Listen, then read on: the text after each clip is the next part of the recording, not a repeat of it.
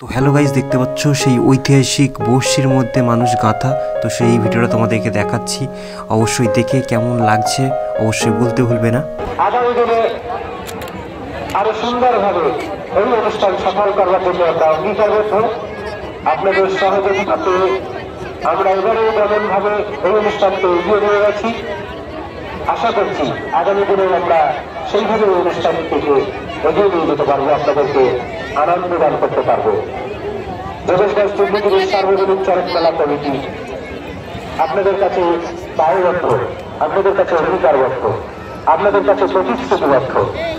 এতদিন ধরে যে প্রচার বার্তা দিয়েছিল তা কিন্তু সুসম্পন্ন হচ্ছে, তার কাজ এখনো চলছে। আপনারা দেখুন, আনন্দ নিন, সাথে সাথে শিব ঠাকুরের কাছে প্রার্থনা করুন।